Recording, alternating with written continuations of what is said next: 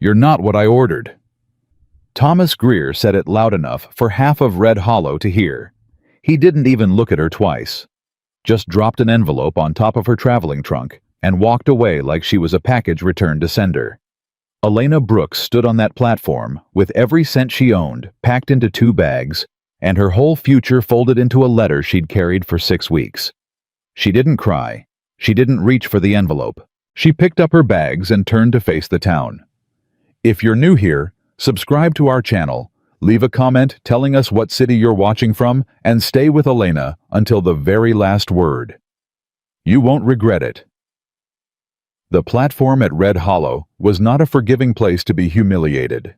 There were no crowds in the romantic sense, just 12 or 15 people going about their Tuesday morning hauling feed sacks, waiting on a freight delivery, leaning against the post office wall, with nothing better to do than watch a stranger get turned away in public. The station master pretended to check his ledger. A woman in a gray shawl pulled her daughter closer. 2 cowboys near the water trough exchanged a glance and looked away fast the way men do when they've witnessed something that embarrasses them on behalf of the whole species. Thomas Greer had already rounded the corner by the time the silence settled. Elena hadn't moved. She was 29 years old, 5'4", with dark hair pinned back from a face that had learned early on not to show what it was feeling at the wrong moment. She'd grown up in a house where showing weakness invited further punishment, and she'd carried that lesson with her, the way other women carried heirlooms quietly always, whether she wanted to or not. She looked down at the envelope on top of her trunk. She did not pick it up. "Ma'am?" The station master finally spoke, his voice careful. "You need assistance with those bags." "No," Elena said. "Thank you. The next eastbound train comes through Thursday morning. If you're..." "I'm not going east." The station master stopped, blinked. "Pardon?" I said, "I'm not going east." Elena picked up the smaller of her 2 bags and set it beside her feet, with the deliberate calm of a woman who had already made her decision and didn't need anyone's approval of it. "Is there a boarding house in this town?" "There's, yes, ma'am. Mrs. Calloway runs a place on Birch Street. But it's not..." "Is it clean?" "Yes, ma'am." "Does she charge a fair rate?" "Fair enough, I suppose." "Then that's where I'll be." Elena reached into the front pocket of her traveling coat, drew out a small leather coin purse, and counted out exact change for the porter who'd carried her trunk from the train. She pressed it into his hand without looking at Thomas Greer's envelope. "Would you carry that to Mrs. Calloway's on Birch Street? I'll tip you another dime when it arrives." The porter looked at the coin, looked at the envelope still sitting on the trunk, looked at Elena. "Yes, ma'am," he said, "right away." She walked off that platform without picking up a cent of Thomas Greer's money. Wyatt Hale had come into town for axle grease and a bag of oats, neither of which required him to be standing near the train station at all. But his wagon had been blocking the feed store loading dock, and Reuben Cole had asked him to move it 2 storefronts down while the morning freight got sorted, and that was how Wyatt ended up watching the whole thing from 30 feet away. His hat pulled low, his arms crossed over the wagon's side rail. He'd seen Thomas Greer before. Knew him the way most people in a small county know the men they'd rather avoid, by reputation first, by encounter, second by the particular way trouble followed certain names. Greer was the kind of man who sent away for things instead of earning them. Furniture from catalogs, opinions from whoever spoke loudest. Apparently now women from correspondence agencies back east. Wyatt watched Elena Brooks walk away from that envelope and felt something shift in his chest that he couldn't immediately name. He knew what courage looked like. He'd seen it in men who stood their ground in bad weather and worse negotiations. But what he'd just seen on that platform was something different. That woman hadn't performed dignity. She'd just had it. Like it was the only currency she'd ever trusted. He didn't follow her. He wasn't that kind of man. But he didn't stop thinking about it either.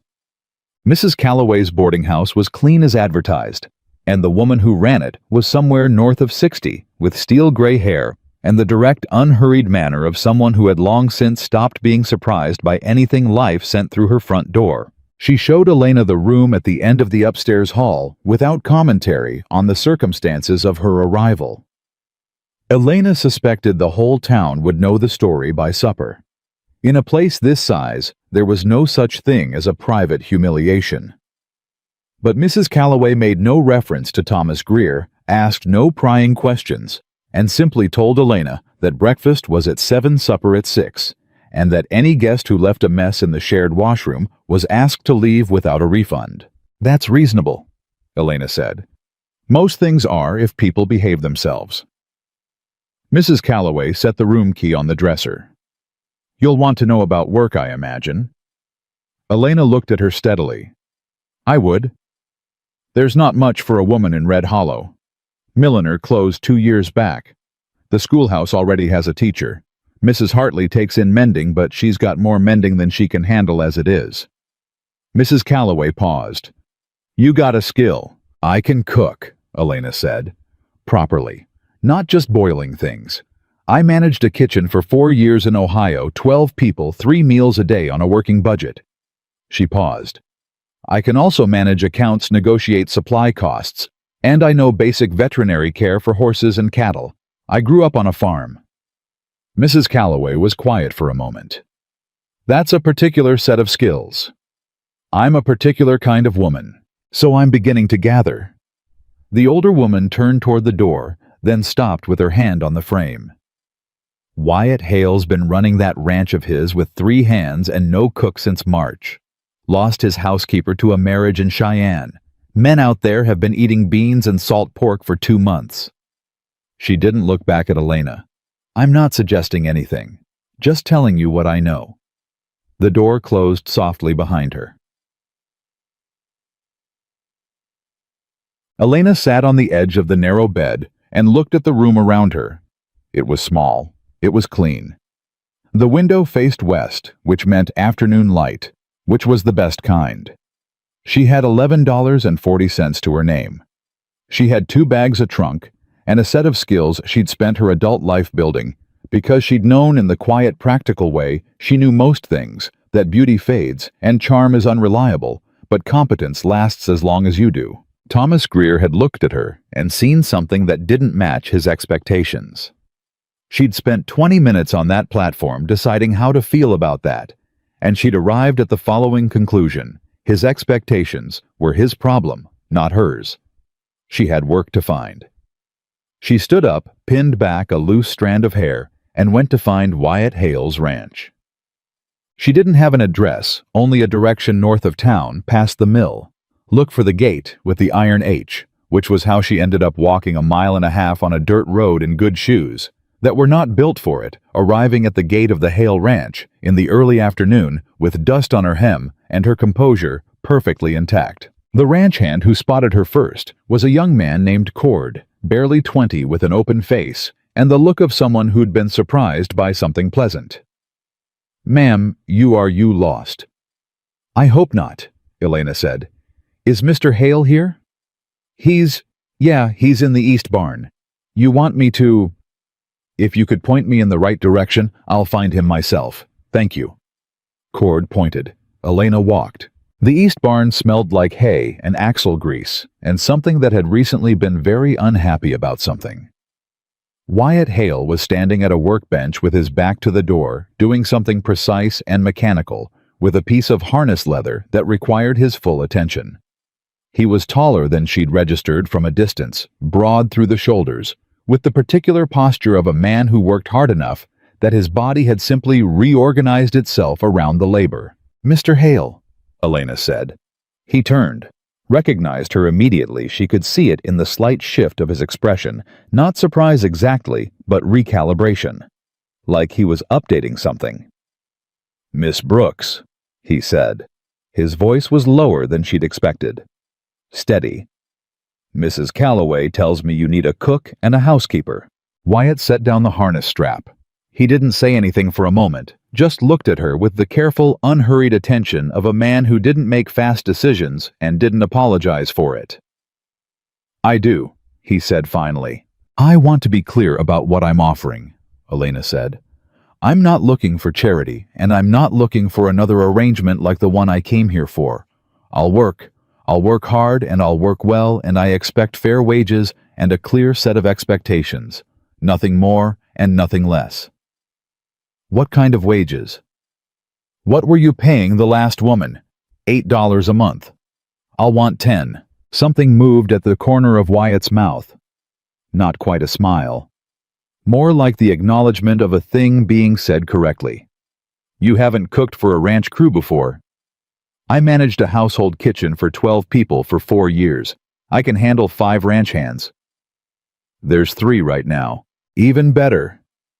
Elena looked at him directly. I also know basic care for horses and livestock. I grew up on a working farm. I'm not going to faint if a calf needs help being born or a mare has colic. Wyatt studied her for another long moment. 3 months, he said. Trial period. If it's not working for either of us, we part ways clean, no hard feelings. Agreed. You'll have the room off the kitchen. It's small. I've seen it smaller. Meals are expected at 6 noon and 6. The hands eat before they go out and when they come back. That's a standard schedule. Wyatt picked up the harness strap again, then seemed to change his mind and put it down. He looked at her steadily. I saw what happened at the station this morning. Elena met his gaze without flinching. So did about a dozen other people. Most of them watched you walk away from that envelope and went back to what they were doing. He paused. I didn't. The silence between them was the kind that had weight to it, not awkward, but substantive, like something was being said in the negative space.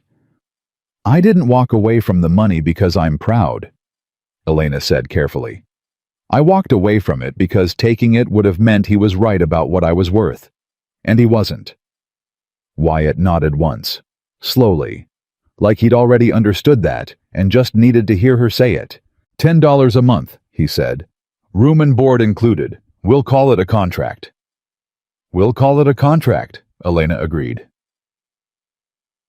The hands were called Cord Billy, and a man named Harlan who was somewhere around 50 and had the face of someone who'd survived things he'd chosen not to discuss. They received the news of Elena's arrival with varying degrees of interest. Cord with open enthusiasm, Billy with polite neutrality, Harlan with the slow measuring look of a man who'd been disappointed by change before and wasn't about to get ahead of himself. She cooking supper tonight? Cord asked Wyatt at a volume that was clearly not intended to be private. She's standing right there, Elena said from the kitchen doorway. And yes, what do you have in the larder? Cord looked startled. Billy looked amused. Harlan looked at Wyatt. Wyatt looked at Elena. Cord'll show you. What was in the larder confirmed everything Mrs. Calloway had implied. Salt pork, dried beans, a half-empty sack of flour with a suspicious smell, 3 onions and some coffee that had been ground too long ago to be doing anyone any favors. Elena stood in front of those shelves for exactly as long as it took her to catalog what she had to work with. Then she turned to Cord. Is there a garden? Yeah, there was. It's been a while since anyone... Show me. The kitchen garden behind the house had been neglected since March as promised, but neglect and destruction are not the same thing. Elena found onions gone to seed a volunteer stand of potatoes that had come up on their own late-season kale that had survived everything because kale, in Elena's experience, survived everything, and a clutch of dried herbs still hanging on a nail inside the garden shed that someone had had the sense to put there before the abandonment. She made a stew that night that used every scrap of those resources, and not a single lie. It was honest food, not fancy, not apologetic, not pretending to be more than it was. She added a pinch of something from the herb nail that she thought might be thyme, and turned out to be definitely thyme, and she made biscuits from the remaining flour by adding water and technique and the particular confidence of someone who'd done it several hundred times before. The men ate in silence for approximately 4 minutes. Lord, Billy said quietly, not to anyone in particular. That's time, Cord said, pointing at his biscuit with some wonder, as though he'd forgotten time was a thing that existed. Harlan said nothing, but he ate 3 biscuits. Wyatt ate without commentary. But he looked up once midway through the meal and caught Elena's eye across the table, and something passed between them that wasn't exactly gratitude and wasn't exactly approval. It was closer to recognition. The quiet acknowledgement of one capable person seeing another. Elena looked back down at her plate. She thought, "This I can do." The days that followed had a rhythm to them that she hadn't expected to find settling. She was up before the hands fire started coffee on something hot waiting when they came in from the first chores of morning. She kept a running mental inventory of everything in the larder and staged a careful conversation with Wyatt on the fourth day about the supply situation. Not a complaint, just a practical accounting of what was there and what would be needed and by when. Wyatt listened without interrupting, asked 2 precise questions, and the following morning there was a supply wagon from town with flour and salt and a side of beef that hadn't been requested but had clearly been arranged. She didn't thank him for it. That wasn't the agreement. She just put it away and cooked with it. On the 6th day, Cord's horse came in from the north pasture without Cord on it. The hands went out immediately. Elena stood at the kitchen door and watched the dust settle, and then without particular deliberation, went to the barn, saddled the quietest horse in the row, a dun mare named Clover, that looked at her with one eye and decided she'd do, and followed. She found Cord a quarter-mile out, sitting on the ground with his ankle at a wrong angle, very pale, trying to look like he wasn't in as much pain as he clearly was. "It's not broken," he said immediately, like she'd accused him of something. Elena got off the horse, crouched down, looked at the ankle with the kind of calm assessment she'd learned from years of farm injuries and 2 older brothers who'd both refused to admit when they were hurt. "It might be," she said, "or it might be a bad sprain. Either way, you're not walking on it today." "You're not walking on it." She said it without heat, just with finality, and Cord stopped arguing.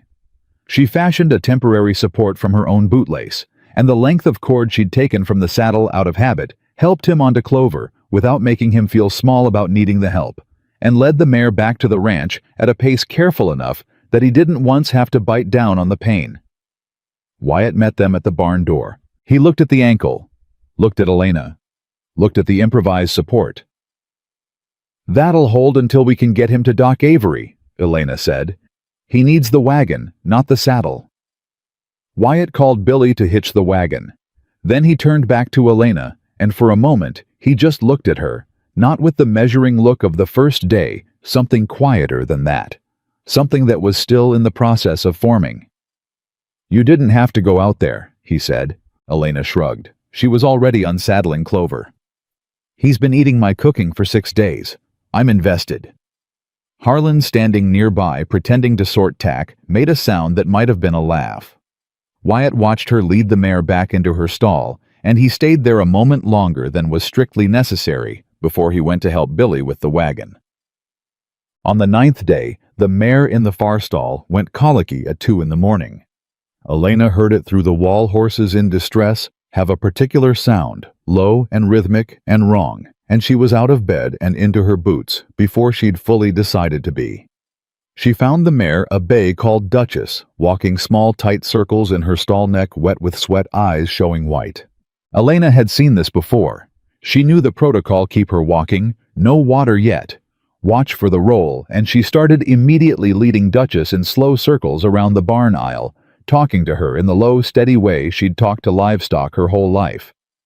Not words exactly, just sound.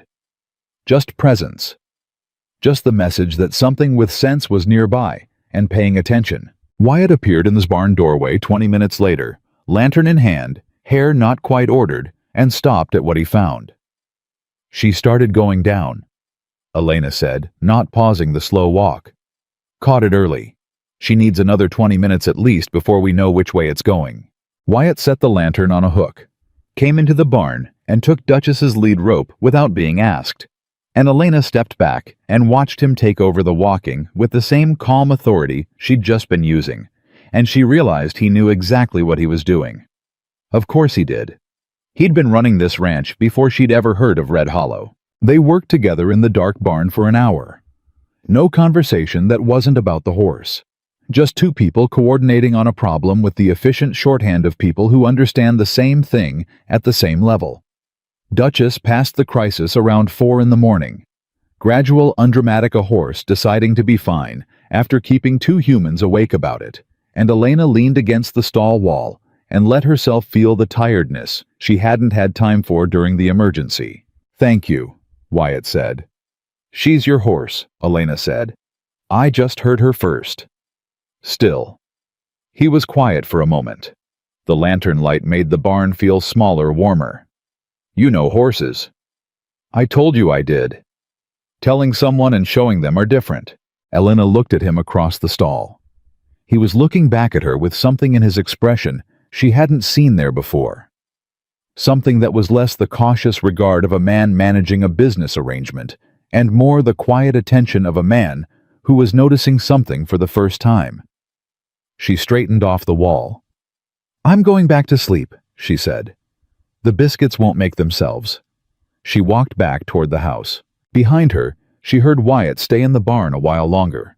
She didn't look back, but she was aware in that particular way that had nothing to do with thought that something had shifted tonight.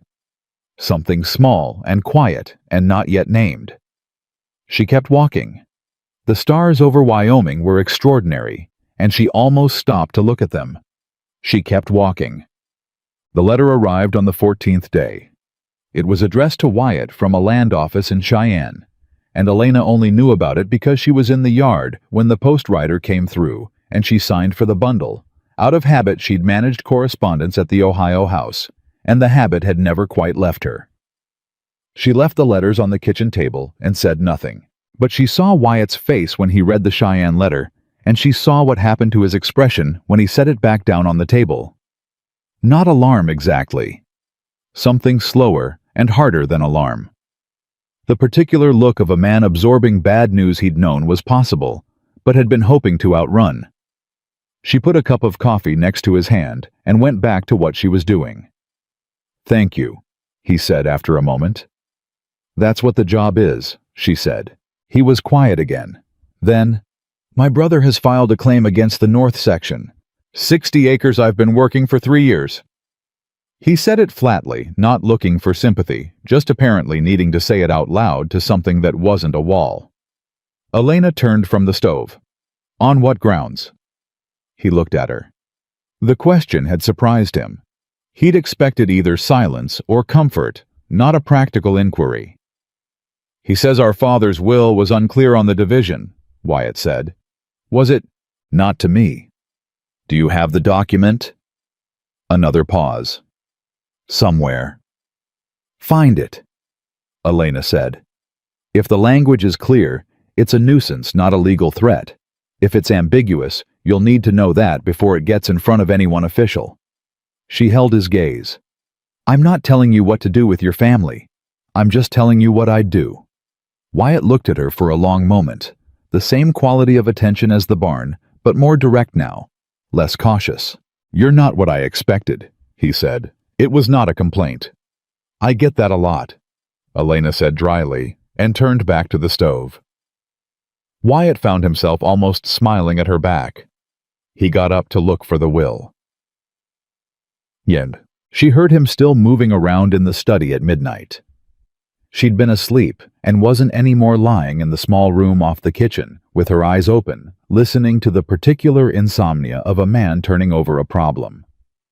The footsteps across the floorboards. The creak of a chair. The long quiet that meant he'd found something, or was reading something, and had forgotten about the time. She should have stayed in bed. It was not her business. She was the cook. She got up and put a kettle on. When she knocked on the study door with 2 cups of tea and offered one without ceremony or explanation. Wyatt took it with both hands and didn't say a word about it. Being past midnight, or that she didn't have to, or any of the things that would have made it a moment, instead of just a practical thing happening between 2 people who were both awake and one of whom had tea. He moved a stack of papers to make room on the corner of the desk. Elena sat down without being invited and looked at the documents spread across the surface. "May I?" He gestured. She read the relevant section of the will twice. Then she looked up. The language is ambiguous, she said, but it favors you. The northern working land means something specific if you can establish that you've been the one working it for 3 years. I have records, planting logs. The hands can testify. Then you're probably fine. She paused. But probably isn't certainly. No, he agreed. It's not. He wrapped his hands around the teacup and looked at the documents without seeing them. My brother hasn't set foot on this ranch in 4 years. He doesn't want the land. He wants what the land is worth, and he's found someone willing to pay for it. Who? Wyatt's jaw tightened slightly. A man named Decker runs a cattle operation out of Laramie. He's been buying up small holdings all along this valley for 2 years. Elena was quiet for a moment, thinking. That's the real problem, she said finally. Yes. Not your brother, Decker. Yes. Then that's what needs solving. She said it simply, not dramatically the way she said most things, as though the problem were the problem, and the feelings about it were a separate matter that could be attended to later. Wyatt looked at her across the desk. Outside, the Wyoming night was enormous and silent and full of stars she'd almost stopped for 2 weeks ago. Why did you stay? He asked. It wasn't accusatory. It was just a question he'd apparently been holding for a while. After the station, most people would have taken the fare and gone back east. Elena considered the question honestly. Because going back meant admitting he'd been right, she said. And because... She paused. Because I looked at this town and I thought I could be somewhere here. I didn't know where yet, but the feeling was there. Wyatt was quiet. I don't need rescuing, she added, in case that's what you're wondering. It wasn't. Then what were you wondering? He looked at her steadily. In the lamplight, his face was harder to read than usual, or maybe she was reading it more carefully than usual. I was wondering what kind of person walks away from an envelope on a train platform and then 6 hours later shows up at a stranger's ranch and negotiates her own terms. A practical one, Elena said. A remarkable one, Wyatt said quietly, like he hadn't quite meant to say it. The silence that followed was not uncomfortable. It was the kind of silence that comes after something true has been said, and both people are deciding what to do with it. Elena picked up her tea, finished it, set the cup down. Get some sleep, she said. The will is solid enough. We'll figure out Decker in the morning when we can think straight. She stood. Wyatt watched her. Elena, he said. She stopped at the door. Thank you, he said. And this time it wasn't about the tea or the horse or the biscuits. She stood there a moment with her hand on the doorframe. That's what I'm here for, she said. But her voice was softer than it had been a moment ago. She went back to her room. She lay in the dark and looked at the ceiling and thought about $11.40 and a train platform and an envelope she hadn't picked up and the particular chain of small specific decisions that had led her here to this room, this ranch, this strange and unexpected feeling of being exactly where she was supposed to be. She didn't name it, not yet. But she didn't push it away either. Outside, the stars over Wyoming burned the way they always had, indifferent and magnificent, and somewhere on the other side of the house, a man who had called her remarkable was probably reading his father's will for the 4th time, and thinking about Decker, and maybe, just maybe, thinking about something else too. Elena closed her eyes. She slept without difficulty, which told her more than she was ready to examine. Tomorrow, there would be biscuits and breakfast at 6 and a problem named Decker that needed solving. But tonight, she let herself feel briefly, carefully, without naming it, the strange warmth of belonging somewhere she hadn't been looking for. That was enough. For now, that was enough. She made the biscuits. That was the first thing.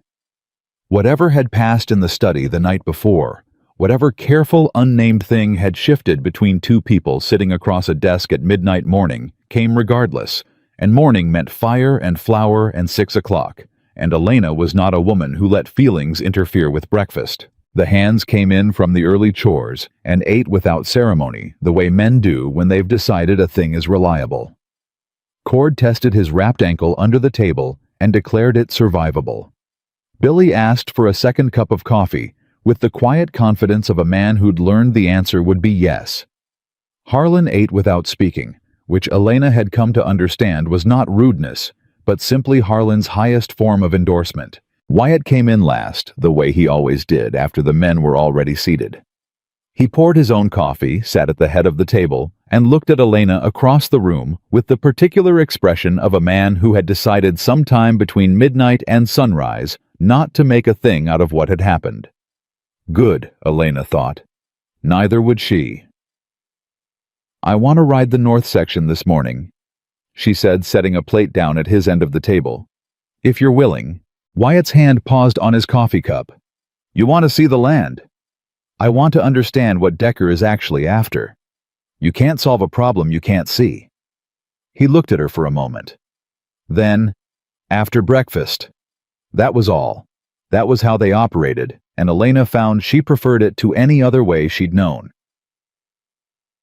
The north section was 60 acres of working land that had the particular quality of ground that had been properly cared for.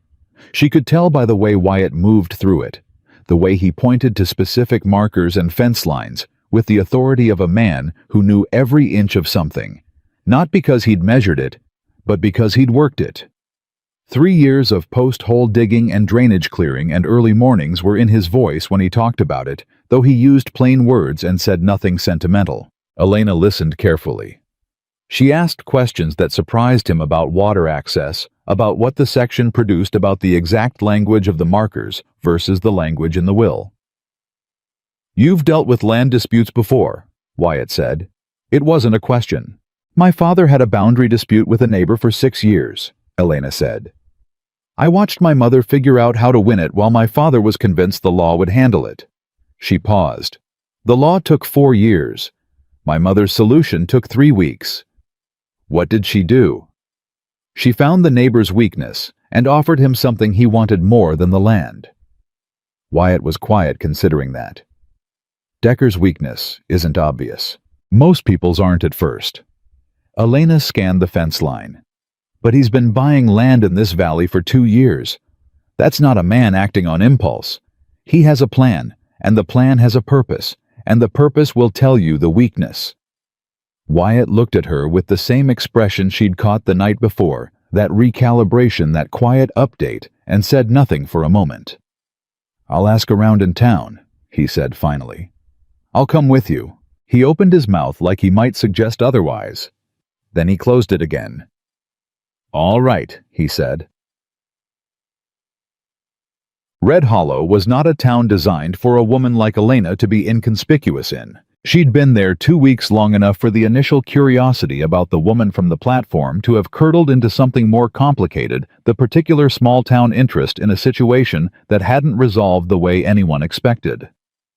She was aware of it when she walked through town beside Wyatt, the glances that slid sideways, the conversations that paused a half-beat too long, the woman in front of the dry goods store who looked at the two of them together and then looked away with an expression that meant she'd already written a story about what she was seeing.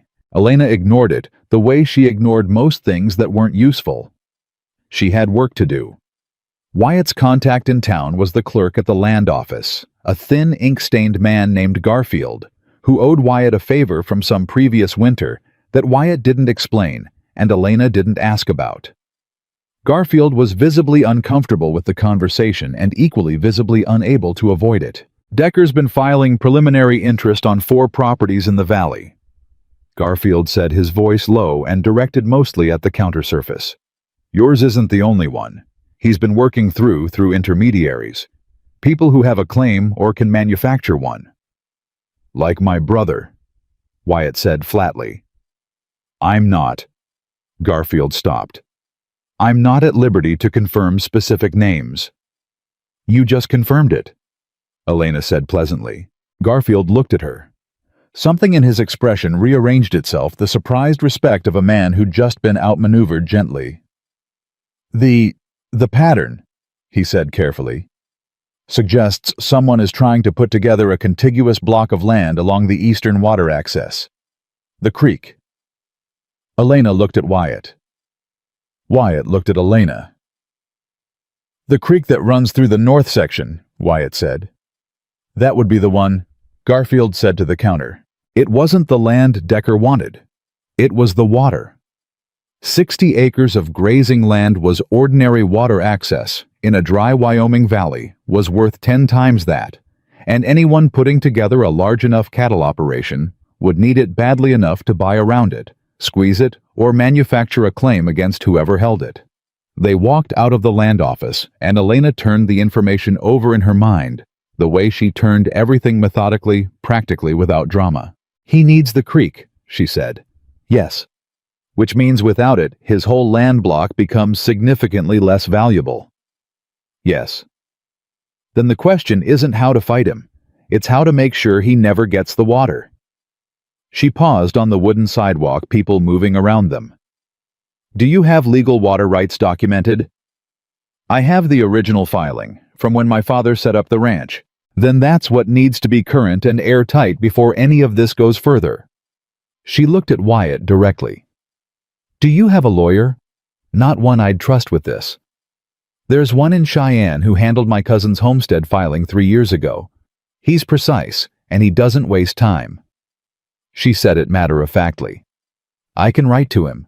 Wyatt looked at her on that sidewalk in the middle of Red Hollow, with the whole town conducting its sideways observation of them, and his expression was the most open she'd seen it. Something past careful now, something that had stopped being measured. "You'd do that," he said. It wasn't quite a question. "It's a letter," Elena said. "I've written harder things."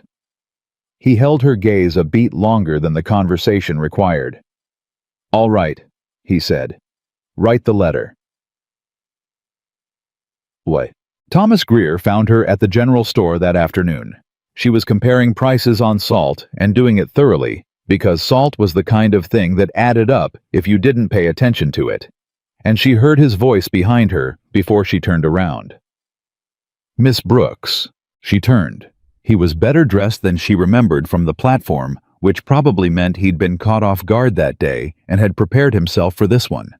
He had the look of a man who'd rehearsed something and was moderately confident in his rehearsal. "Mr. Greer," she said. She didn't put down the salt. "I've been meaning to speak with you." He cleared his throat. "I owe you an explanation." "You owe me a professional courtesy you didn't extend," Elena said calmly. "The explanation is optional." His rehearsal had not prepared him for that. He recalibrated visibly. "The agency sent me a description that I didn't match," Elena said. "I know. You made that clear on the platform." She set the salt down and looked at him directly. "What did you want, Mr. Greer?" He seemed to be reconsidering his approach in real time. "I heard you're working for Wyatt Hale." "I am. That's a temporary situation, surely." "It's a contract," Elena said. 3 months. I don't consider contracts temporary. I consider them commitments." Something shifted in his expression, something that might have been calculation. "You came a long way," he said. "You sold everything I'm told. That's a significant investment to walk away from." "I haven't walked away from anything," Elena said. "I redirected." Greer was quiet for a moment. Then he said in a different tone, quieter, less rehearsed, "I made a mistake on that platform." Elena picked up the salt. "Yes," she said. "You did." And she walked to the counter to pay. She didn't look back at him, but her pulse was a beat faster than normal, and she was aware in the way she was always aware of things she preferred not to examine closely. That his admission had done nothing to her except confirm something she'd already known, that the mistake had been his, and the cost had been only to him, and that she had found entirely by accident, and entirely by her own actions, something considerably better than what she'd come here looking for. She paid for the salt. She went back to the ranch. That evening she wrote the letter to the Cheyenne lawyer, while the hands played cards at the kitchen table, and Wyatt sat near the window, reading something she couldn't see the title of. The letter was precise and efficient, and contained every relevant fact about the water rights situation without editorializing. She'd learned a long time ago that a well-constructed letter was a form of argument you could hold in your hands, and she treated it accordingly. She sealed it and set it on the table. "It goes out tomorrow morning," she asked. "Cord can take it on his way to the feed store." Wyatt looked up from his reading. His eyes dropped to the letter and back to her face. "You wrote all of that tonight." "It's not complicated to write. The situation is complicated. The letter just has to be clear." Billy set down a card and looked between the two of them with the carefully neutral expression of a man pretending he wasn't listening. Harlan stacked a chip without looking up. "Cord said, I can take that first thing. Doc Avery says the ankle's a bad sprain, not a break, by the way. Said I can ride normal by next week." "I know," Elena said. "I said that on the day." "You did." Cord agreed. "You were right. I usually am about ankles," Elena said, and sat down at the table with the men, and Billy dealt her in without being asked, because by the second week she'd established that she played a clean, aggressive hand, and they'd all decided they'd rather have her with them than against them. She lost 3 rounds on purpose while she was thinking about something else, and won the 4th when she stopped. Wyatt watched her win the 4th hand from across the room and said nothing, but she was aware of the particular quality of his silence, the kind that pays attention. The trouble came on the 18th day, and it didn't come slowly. Wyatt had ridden out to the south pasture with Billy and Harlan before sunrise, leaving Cord at the ranch ankle, still not ride-ready, and Elena with the morning routine. She'd sent Cord to fix a loose hinge on the barn door, because she needed him doing something useful and not hovering in the kitchen while she worked, and she was alone in the house going through the supply ledger when she heard the gate. She assumed it was the post rider. She didn't look up immediately. The footsteps on the porch were wrong. Not one person. 2, maybe 3, too heavy for a postal rider, and the gate hadn't made the squeak it made when someone opened it correctly. It had made the sound it made when someone pushed it hard and didn't care about the hinge. Elena closed the ledger. She did it quietly. She stood up from the table. The knock on the front door was not a knock. It was the impact of something a fist flat and impatient, and the voice that came through the wood was not asking. "Hale, open up." Elena crossed the kitchen to the back hallway without hurrying. Moved down the hall to the room where Wyatt kept the shotgun above the doorframe, exactly where a man running a ranch alone for years would keep it, exactly where she'd noted it on her 3rd day and filed it away without comment, because that was what you did with useful information. She took it down. She checked it the way her father had taught her. Broke it, confirmed it was loaded, clicked it closed, and walked back to the front of the house. She opened the front door. There were 3 of them. The man in front was somewhere around 40, thick through the chest, with the particular expression of someone who'd decided to be intimidating before he'd left wherever he'd come from. The 2 behind him were quieter. Hired quiet. The kind of quiet that meant they were waiting for instruction, not making decisions. "Mr. Hale isn't here," Elena said. She held the shotgun at her side, broken open, which was not a threat, but was absolutely not a threat. "Can I help you?" The man in front looked at the shotgun, looked at her. His expression did several things in quick succession. "Who are you?" he said. "I work here." "Who are you?" A pause. He hadn't expected to be answering questions. "Tell Hale that Mr. Decker wants a conversation about the north section. Mr. Hale isn't available for conversations with people who arrive at his home uninvited and don't knock properly." Elena said it without heat, exactly as she'd have said it to a delivery man who'd come to the wrong door. "If Mr. Decker has a legal matter, his representative can write to Mr. Hale's lawyer in Cheyenne. I'll give you the address." The man stared at her. One of the hired quiets behind him shifted his weight. "Lady," the man in front said with the particular patience of someone deciding to be generous, "this doesn't concern you." "Everything on this property concerns me," Elena said. "That's my job." She met his gaze without any particular emotion. "I won't ask you to leave twice." The silence was 10 seconds long.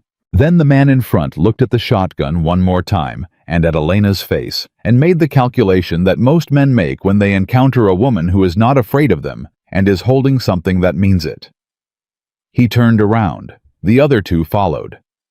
She stood on the porch until they were through the gate. Until she heard horses leaving. Until the sound was far enough away that Cord came around the corner of the barn with wide eyes and a hammer still in his hand. "Was that?" "Men from Decker," Elena said. "Go find Wyatt." "Are you?"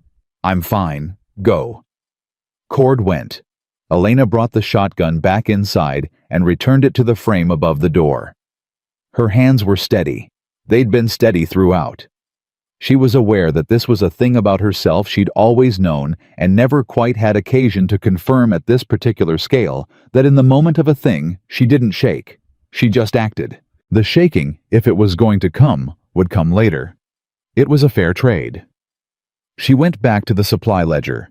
She was on the third column when she heard hoofbeats multiple fast, and the particular way Cord shouted Wyatt's name that told her the message had been received with urgency.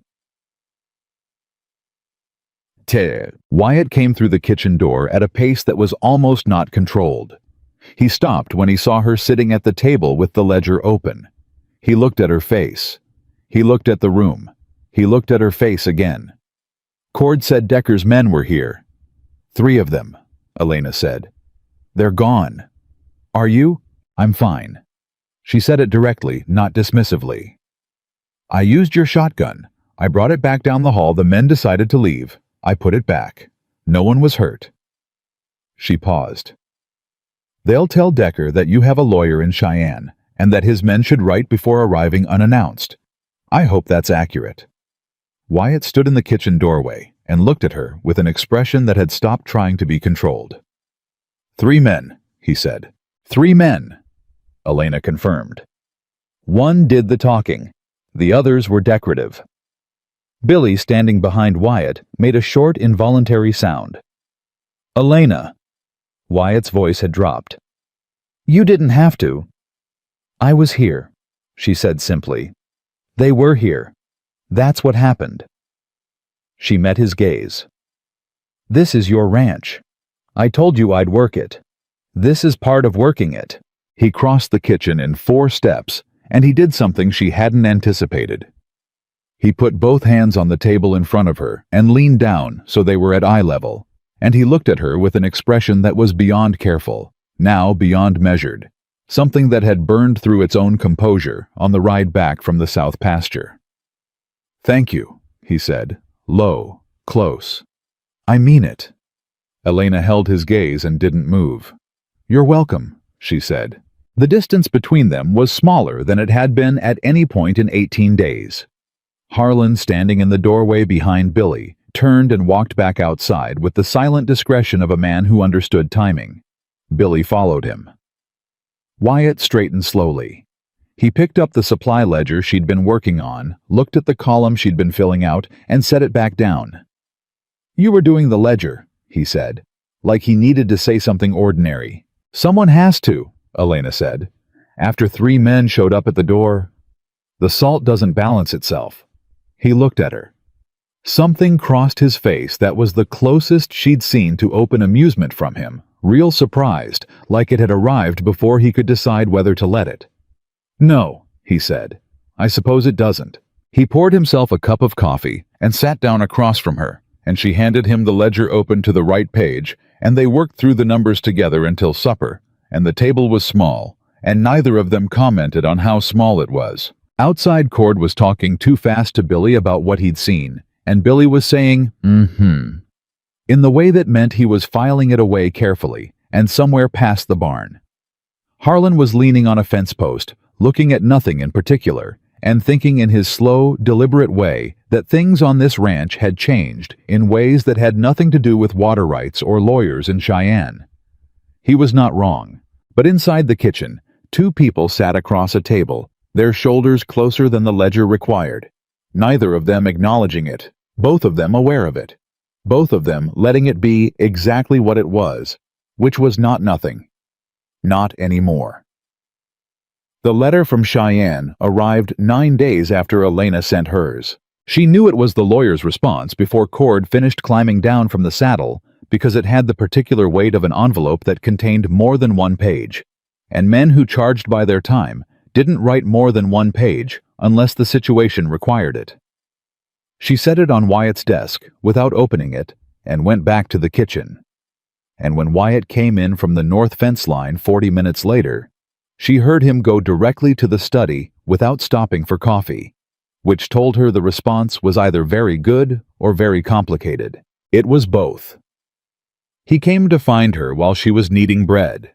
He stood in the kitchen doorway with the letter in his hand and the particular expression of a man who'd just been handed a solution that came with a condition attached. "The water rights filing is solid," he said. "Decker can't touch the creek through the land claim alone." "That's good," Elena said without stopping the bread. "But the lawyer says the claim against the north section needs to be contested formally within 30 days or it defaults to review, which means I need to be in Cheyenne." He paused. "For at least a week, possibly 2. Then go. I can't leave the ranch for 2 weeks." Elena looked up at him.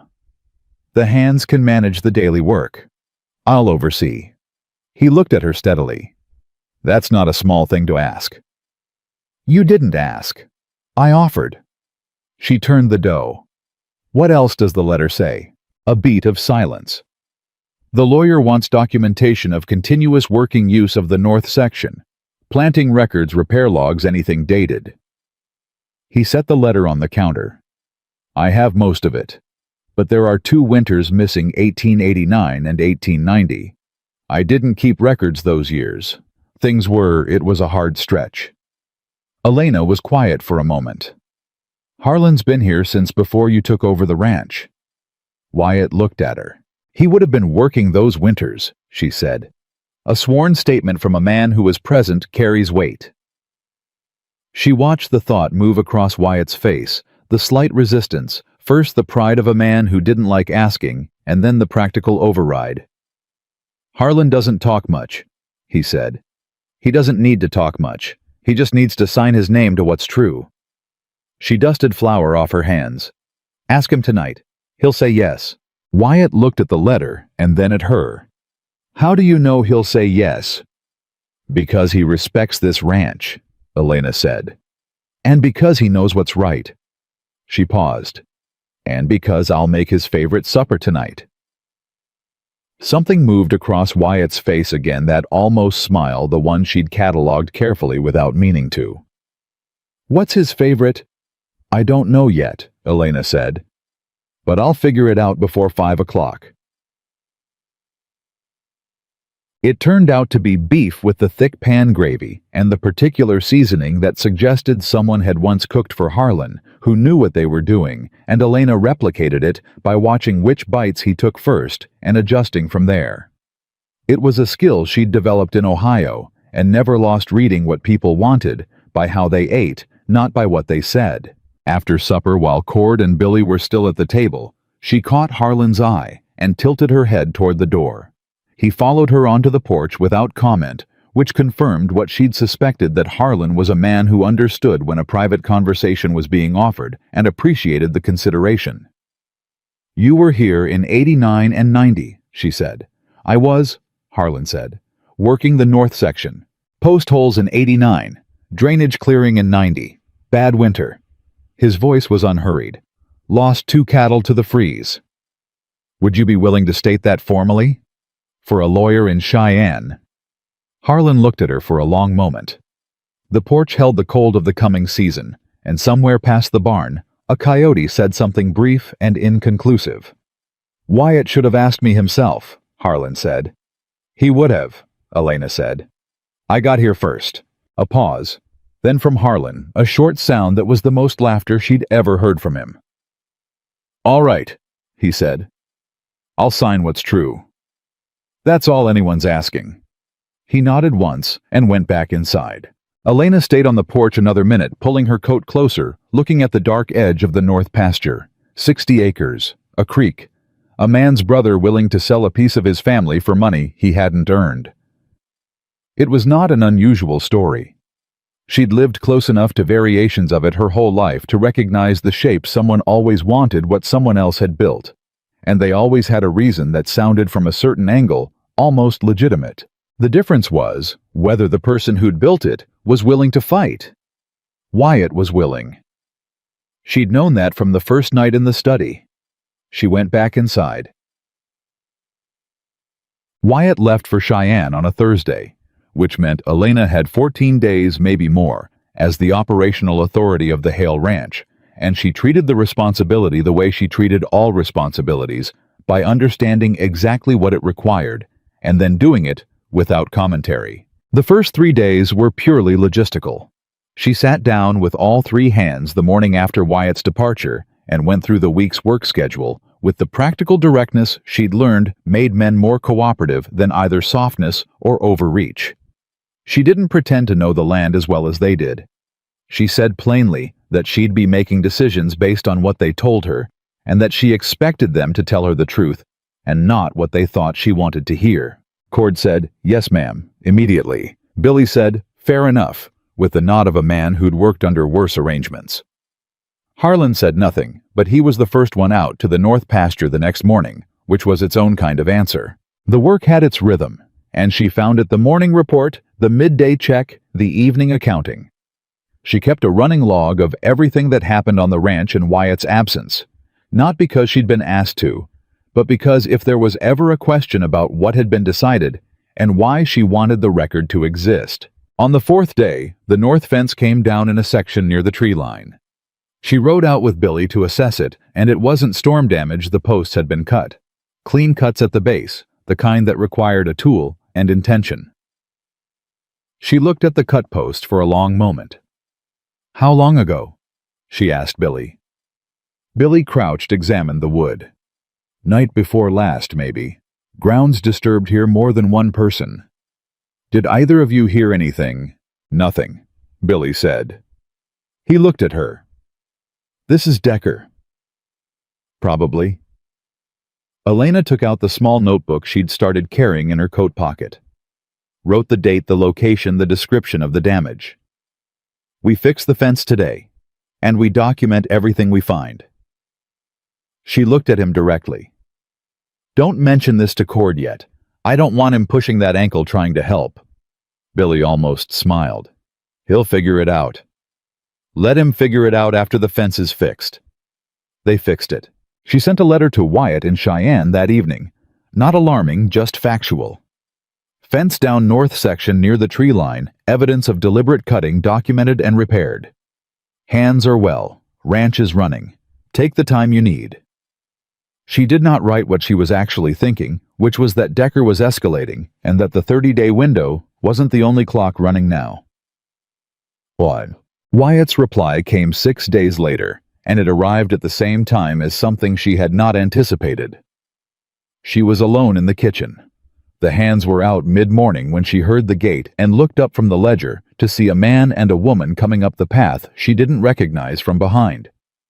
Then the man turned slightly and she recognized the jaw and the set of the shoulders, and she understood before she opened the door that this was Wyatt's brother. He looked like Wyatt, the way a copy looks like an original, similar materials, different construction. Younger, softer at the edges, with an expression that moved too easily between things to be trusted. The woman with him was pretty and uncomfortable and clearly wished she were somewhere else. "Is my brother home?" the man said. He hadn't introduced himself, which told Elena everything she needed to know about what he expected this conversation to be. "Mr. Hale is in Cheyenne on legal business," Elena said. "I'm managing the ranch in his absence." He looked her up and down in a way that was not subtle. "You're the cook." "I'm the ranch manager at the moment," Elena said pleasantly. "And you are?" A pause. He didn't like that she'd asked. "Daniel Hale." "Mr. Hale." She stepped back from the doorway. "Come in, I'll make coffee." He would have preferred to be refused. She could tell because it would have given him something to react to. Being invited in by someone calm and prepared was harder to work with. He came in anyway, and his wife Elena assumed she was the wife, followed with an apologetic half-smile that Elena returned without reservation. The woman hadn't done anything. Daniel Hale sat at the kitchen table and looked around the room with the particular attention of a man assessing something he intends to own. "I want to speak to my brother," he said. "He'll be back within the week," Elena said. She set coffee in front of him and none in front of herself, which was deliberate. She wasn't sitting down for this. "I can take a message." "The message is that he should stop wasting money on lawyers and settle this like family." "That's a message I'll pass along," Elena said. "Though I imagine Mr. Hale will have his own response to it." Daniel Hale looked at her with the narrow attention of someone recalibrating. "You seem very comfortable here." "I work here," Elena said. "Comfort is efficient." "How long have you been working here?" "Long enough." "And before that?" He stopped. Something crossed his face. "You're her," he said. "You're the woman from the station. The mail order." "I'm Elena Brooks," Elena said with the particular tone of a woman who has decided exactly how this sentence will end and will not be negotiating it. "I'm the ranch manager. That's who I am here." The silence was brief and pointed. Daniel Hale set down his coffee cup. "My brother is making a mistake holding on to that north section. The money Decker is offering is Mr. Hale's decision to accept or decline," Elena said. "Not yours. It's my inheritance too. Your father's will addresses that. Directly in the relevant section. I've read it." She looked at him steadily. "Have you?" His wife made a small sound that might have been a suppressed breath. Daniel Hale stood up. He was taller than she'd registered, and he used it, which told her he was accustomed to that working. "I came here to speak to my brother." "And I've told you when he'll be available," Elena said. "I'll let him know you came by." He looked at her for a long moment, the look of a man deciding whether a woman is an obstacle or a coincidence, and landing reluctantly on obstacle. "Tell him," Daniel said, "that Decker's offer has a deadline, end of the month." "I'll tell him." He left. His wife followed.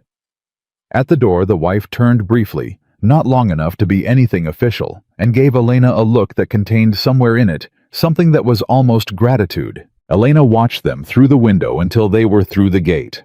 Then she sat down at the table and let the adrenaline move through her, because it had been there the whole time. Just controlled and controlled didn't mean absent.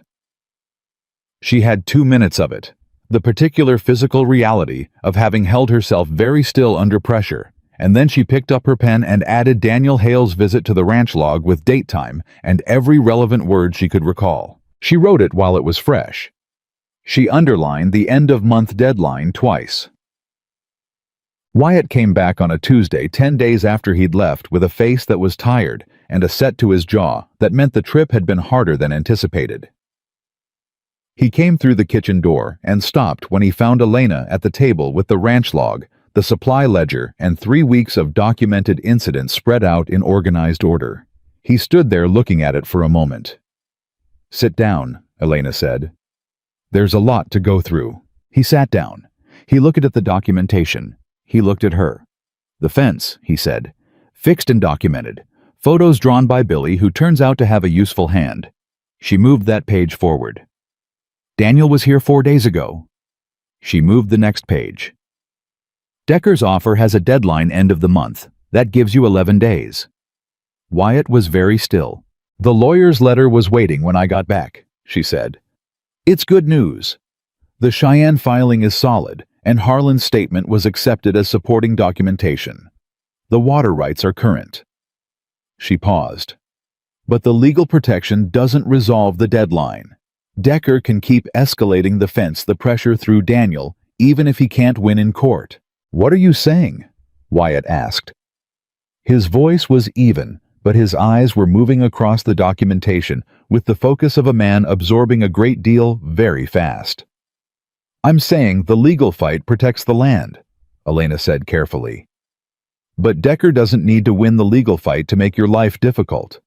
He needs to make holding on more painful than selling." She set her hands flat on the table. "What would make holding on possible, regardless of the pressure?" Wyatt looked at her. "Money," he said, bluntly without embarrassment.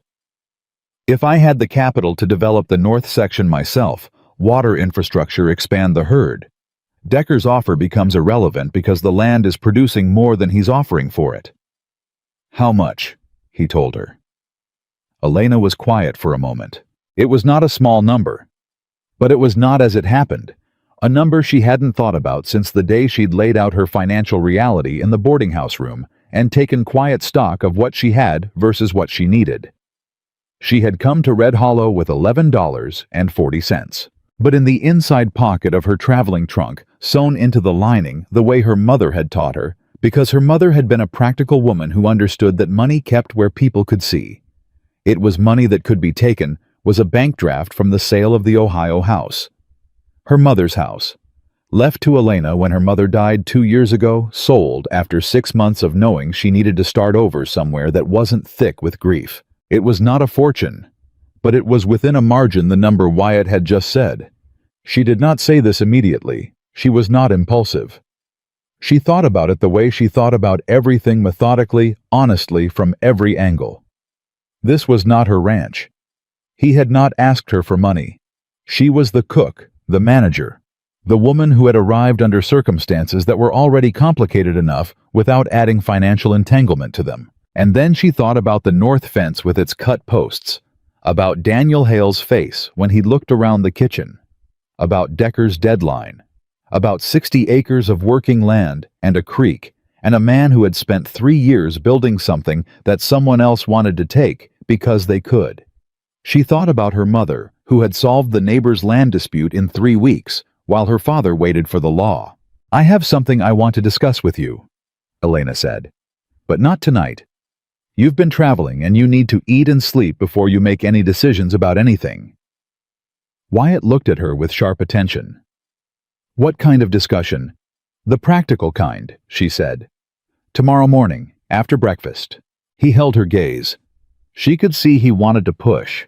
He was tired and the situation was pressing, and he was not a man who liked waiting for information. But something in her voice, or her expression, or simply the 17 days of demonstrated judgment she'd accumulated, told him the waiting was the right call. "Tomorrow morning," he said. "I'll make eggs," she said. He almost laughed. It was exhausted and real. "All right," he said. "Eggs." She didn't sleep well. Not because she was afraid of the conversation she'd had harder ones, but because she was aware, lying in the small room off the kitchen with the dark pressing on the window, that what she was about to offer was not just money. It was a stake. It was a declaration of something she hadn't put words to, yet something that had been building since a train platform and a dropped envelope and a gate with an iron H. She had not come to Red Hollow looking for a home.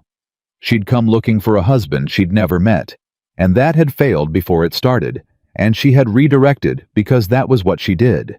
She had taken what was available and applied herself to it with the full force of her competence, and somewhere in the doing of that, she had stopped thinking about it as a temporary situation. She thought about Wyatt's face when he'd come back through the kitchen door tonight. The tiredness in it. The trust in it when he'd looked at the documentation she'd prepared, not the trust of a man who'd expected it, but the trust of a man who'd been surprised by how much he'd come to count on something he hadn't known he needed. She thought about the barn at 4 a.m. and 2 cups of tea at midnight, and a table that was smaller than it needed to be. She thought, this is not about the money. The money was the practical thing. It was the form the decision was taking. But the decision itself was simpler and larger and had nothing to do with ledgers. She was choosing to stay, not because she had nowhere else to go. She had options. She'd had options since the day she arrived, because a woman with her skills always has options. She was choosing to stay because this ranch and these men and this particular careful, remarkable man who called her remarkable had become something she did not want to leave. She lay in the dark and let herself know that plainly without softening it. Then she closed her eyes and slept because tomorrow required clear thinking, and she had never once let feelings interfere with breakfast. She made eggs. Real eggs with the last of the hard cheese grated over them, and the cast iron run hot the way you had to run it for eggs to be what they were supposed to be. She made them for all 5 of them, because the hands deserved good eggs too, after the week they'd had, and because feeding people was for Elena the most direct form of saying, I see you, I'm here, this matters. The hands ate and went out. Wyatt stayed at the table. She sat down across from him with her own plate and her coffee, and the particular composure of someone who has made a decision and is at peace with it. "I have money," she said. "Not a fortune, but close to what you told me last night." Wyatt was very still.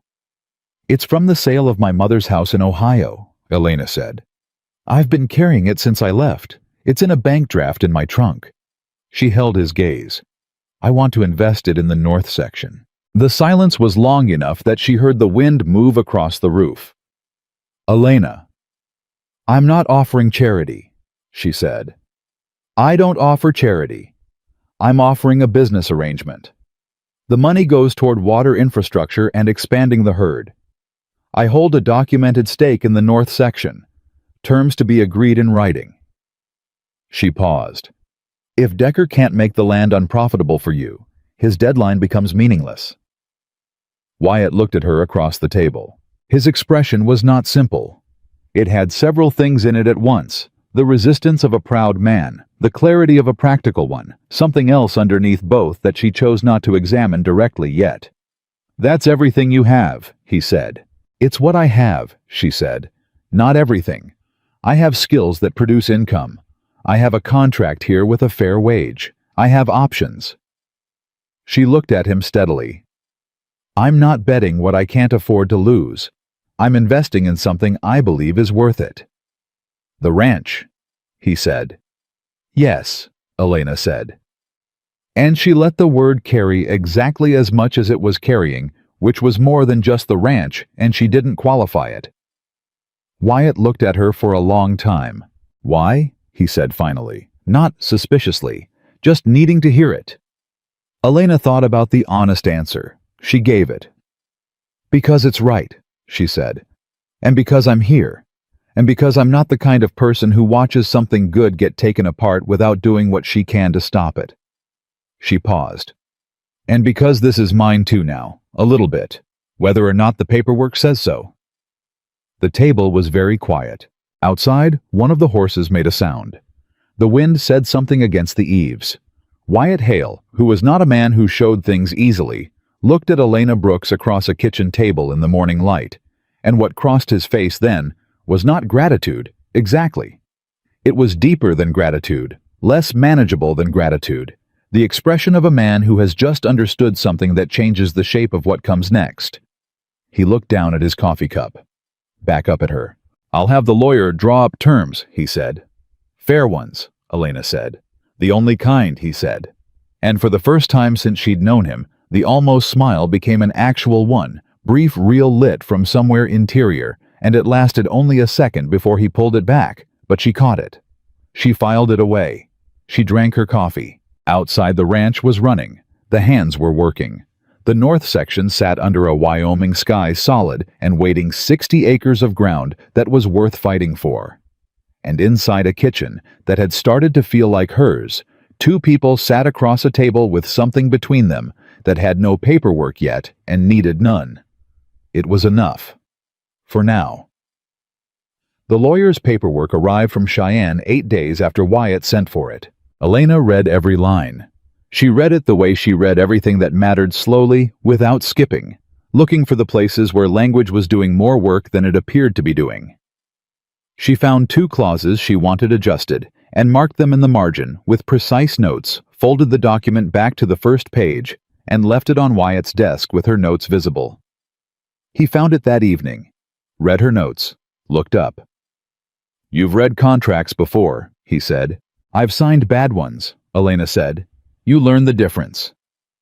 He sent the revised terms back to Cheyenne the next morning without argument. The amended document came back 4 days later.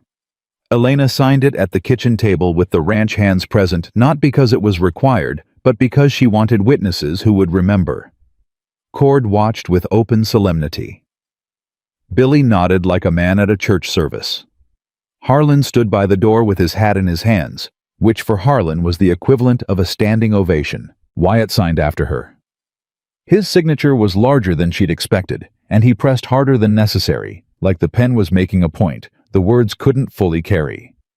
When it was done, Elena put her copy in the inside pocket of her traveling coat, the same place she'd kept her mother's bank draft, and went back to the kitchen to start supper.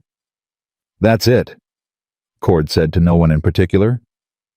"That's it," Billy said. Harlan put his hat back on and went outside. 3 days after the signing, Decker came himself. Not his men this time, not the thick-chested one with borrowed authority and hired quiet behind him. Decker arrived alone, which was either confidence or calculation, and Elena decided within 30 seconds of seeing him that it was both. He was somewhere around 55 lean, without being slight, with the unhurried manner of a man who had won enough negotiations to believe that patience was the same thing as power. Wyatt met him in the yard. Elena watched from the kitchen window and did not go out because Wyatt hadn't asked her to, and she trusted his read of the situation. But she didn't move far from the window either. The conversation lasted 11 minutes. She couldn't hear the words, but she could read the shape of it. Decker talking at length with the controlled ease of a prepared man. Wyatt listening without moving much, and then Wyatt saying something short that Decker didn't immediately respond to. There was a pause. Decker said something else. Wyatt shook his head once. Decker looked at the house directly at the window where Elena was standing, and then back at Wyatt. Then Decker left. Wyatt came inside. "He raised the offer," he said. "How much?" Wyatt told her. It was significantly more than before. Elena absorbed this without visible reaction. "And I told him the north section isn't for sale." "What did he say to that?" Wyatt's jaw tightened slightly. "He said that everything has a price, and that I'd figure out mine eventually." He paused. Then he looked at the house. Elena was quiet a moment. "He knows about the investment. Someone told him." Wyatt's voice was flat. He said I'd found an interesting arrangement, and that arrangements had a way of becoming complicated." The word arrangement sat in the kitchen, like something that had been thrown carelessly and landed badly. Elena looked at Wyatt. He was looking at the wall slightly past her shoulder, not avoiding her, but processing something, working through the implications of what Decker had said, and what it meant for her specifically. "He's trying to make it personal," Elena said. "He's good at it." "Then don't let him." She said it simply, without heat. "He called it an arrangement because he thinks that word will bother one of us enough to cause a problem between us. It's a tactic, not an argument." She held Wyatt's gaze until he looked at her directly. "Does it bother you?" He looked at her for a long moment. "No," he said, quietly and without hesitation. "Then it doesn't matter what he calls it." Something in Wyatt's face settled. Not relief exactly, more like confirmation of something he'd already believed but needed to hear, said plainly. "All right," he said. "What's his next move?" Elena asked. "Daniel." Wyatt pulled out a chair and sat down heavily. "Decker's been funding Daniel's legal costs, which means when Decker decides the deadline is serious, Daniel becomes the pressure point." He rubbed the back of his neck. "My brother is not a bad person. He's a weak one. And weak people are dangerous in the hands of someone like Decker." Elena sat down across from him. "When did you last speak to Daniel directly? Not through lawyers." "Before Cheyenne."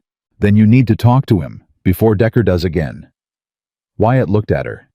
"He filed a claim against my land." "Yes," Elena said.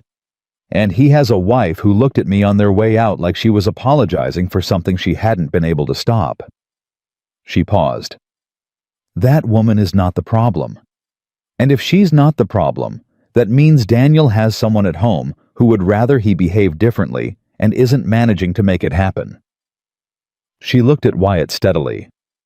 "People change their minds when they're given a reason that's better than the reason they're currently working with." Wyatt considered that in the careful, thorough way he considered everything. "What reason do I give him?" "The truth," Elena said. "That Decker doesn't care about him.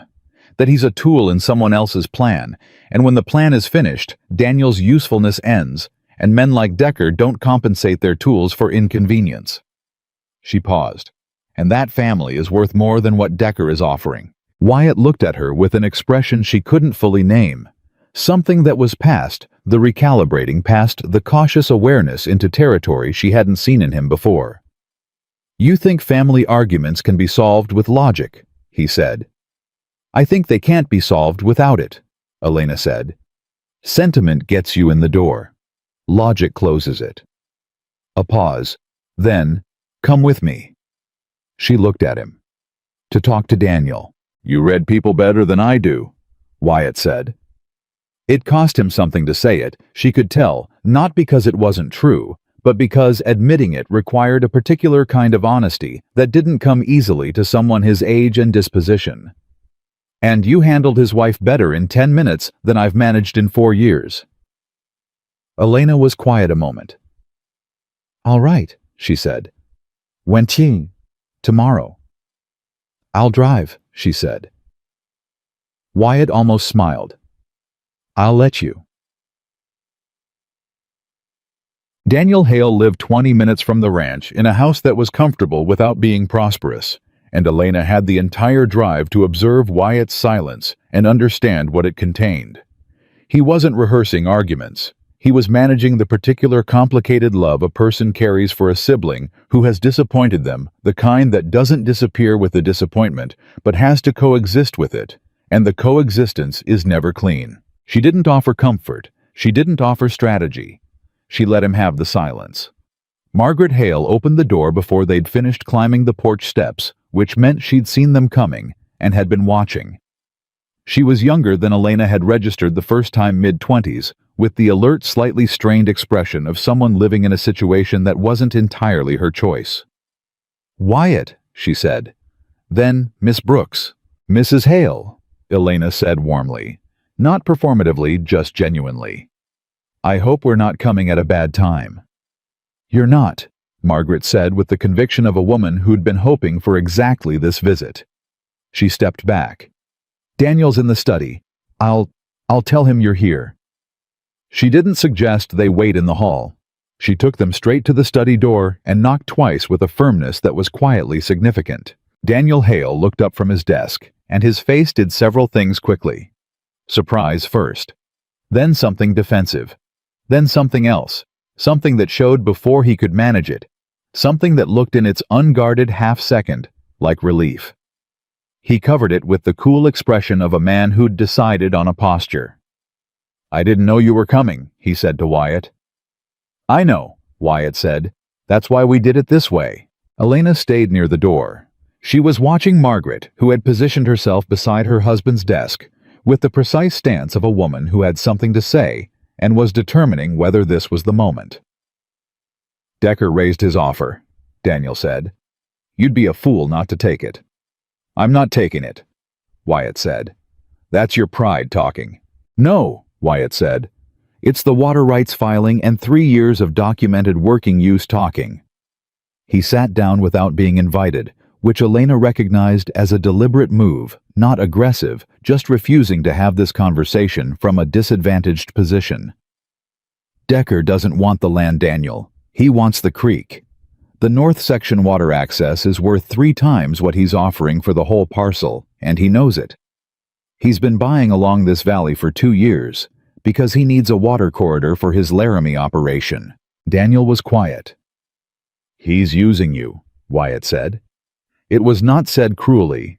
It was said the way you say a hard thing to someone you've decided deserves to hear it plainly. Your legal costs, the claim, all of it. He found a lever and he used it because he needed pressure and you were available. You don't know what you're talking about. I have a lawyer in Cheyenne who's been doing nothing but knowing what I'm talking about for the past month, Wyatt said. The claim won't hold. The water rights filing is current and solid. Even if Decker gets the land, he doesn't get the water rights automatically. That's a separate legal instrument, and it's mine documented back to Father's original filing. He paused. His offer drops when he figures that out. And when the offer drops, your legal costs stop being covered. The silence in the study was particular. The silence of a person doing arithmetic they hadn't expected to be doing. Margaret made a small sound. Not words, just acknowledgement of something landing. Daniel looked at his desk. He said the water rights were part of the land transfer. He said that, Wyatt confirmed, because it might have been true if you'd moved fast enough before I filed the amended documentation.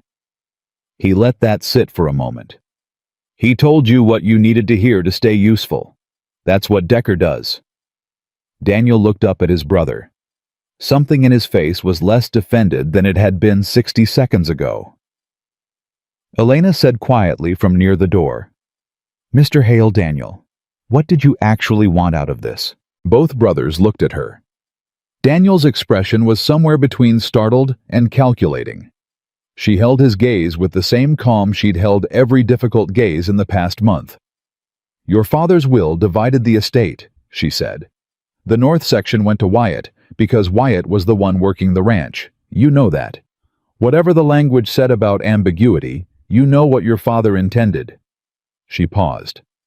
"So what did you actually want if it wasn't the land?" The room was very still. Margaret put her hand on Daniel's shoulder. It was a small gesture, but it was the gesture of a woman who'd been waiting for the right question to be asked. Daniel looked at his wife's hand, back at Elena, then at Wyatt, with an expression that had shed a great deal of what it had been carrying when they'd walked in. "I wanted to be asked," Daniel said, quietly, like he hadn't meant to say it quite that plainly. "When you took over the ranch after Father died, you just handled it. You never talked to me about it. You never said, 'Here's what I'm doing, here's what I need, here's where you fit.'" He stopped. "I found out about half the decisions you made secondhand." Wyatt was very still. "I'm not saying what I did was right," Daniel said.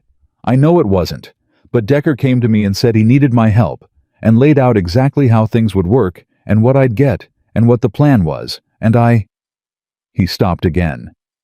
"I hadn't been talked to like that in a long time, like I was someone whose help mattered." The silence after that was the kind that comes after something true. Wyatt sat in the chair across from his brother and looked at him for a long moment. Elena watched Wyatt absorb this, the cost of it. The recognition, the complicated accounting of a man realizing that the damage had roots he'd partly watered himself. "I know," Wyatt said. It was 2 words, and it contained everything they needed to contain, which was not an excuse, and not an accusation, and not a resolution, but the beginning of one. Margaret pressed her hand slightly harder on Daniel's shoulder. "I'll withdraw the claim," Daniel said. "I'll write to the lawyer tomorrow." "Thank you," Wyatt said. "Don't thank me. I should have done it a month ago." Daniel looked at the desk. "What do you need from me going forward?" Wyatt glanced at Elena briefly involuntarily, just a flicker before looking back at his brother. "I'll come back next week," he said. "We'll go through the books together. You should know what's happening on the land our father built." Daniel nodded. His throat moved. Margaret looked at Elena across the room with an expression that had nothing complicated in it at all. It was just gratitude, clean and direct, from a woman who had been waiting for the right people to walk through that door. Elena looked back at her and gave a small nod. Acknowledgement. Woman to woman. They left 20 minutes later, and the drive home was different from the drive out. Not the silence of management, but the easier silence of something having gone better than expected. "You asked him the right question," Wyatt said about halfway back. "It was the obvious question," Elena said. "Not to me." She glanced at him. "You were too close to it." "Yes." He was quiet a moment. "How did you know what he actually wanted?" "His wife's face," Elena said. "When she looked at me the first time they came to the ranch. She wasn't apologizing for the claim. She was apologizing for how unhappy her husband was." She paused. "Unhappy people don't usually want what they say they want. They want the thing underneath." Wyatt turned that over in the way he turned things. "You're very good at this," he said. "At people. At all of it." He said it without qualification. The ranch, the ledgers, Decker's men, the lawyer, Daniel. He paused. "You walked into a situation that wasn't yours, and you made it work." "It became mine," Elena said simply. He looked at the road ahead. "Yes," he said. "It did." The North Section work started the following week. The water infrastructure was Elena's plan. Made physical. Wyatt had the expertise and the hands, She had the capital and the documentation, and what came from the combination was something that worked more efficiently than either of them could have built alone. She tracked costs in the ledger with the same precision she'd applied to the salt and the flour, and at the end of each week she and Wyatt sat at the kitchen table after the hands had gone to sleep and went through the numbers together. It was the most intimate thing she'd done in years, and it had nothing to do with proximity. It was the trust of it. The particular exposure of showing someone exactly where you stand financially, exactly what you can bear, and what you can't exactly, how you think about money and risk and the future. She had never shown that to anyone. She hadn't had anyone to show it to. Wyatt showed it back. He was not, she discovered, reckless. He was not, as she'd half wondered in the beginning, the kind of man who would let pride make him foolish with resources. He knew his numbers, and he knew the land's capacity, and he set realistic targets, and when he didn't know something, he said so, which was not something every man did in Elena's experience. On the third Wednesday of those evening sessions, he looked up from the ledger and said, "You're not going back east, are you?" It wasn't a question, but it was asking something. Elena kept her eyes on the column she was summing. "What makes you say that?" "The way you're planning the spring schedule," he said. "You're thinking past March." She looked up. He was watching her with the open, careful attention she'd come to know as his most honest expression, the one that appeared when he'd stopped managing how he looked and was just looking. "My contract runs through March," she said. "I know. I assumed we'd renegotiate terms after that." "I'd like to," he said. His voice was level. His eyes were not. Elena held his gaze across the ledger and the lamp and the long winter weeks of shared work and shared meals and 2 cups of tea at midnight and a barn at 4 in the morning and a kitchen table that had gradually become the center of everything. "What terms were you thinking?" she said. Wyatt was quiet for a moment.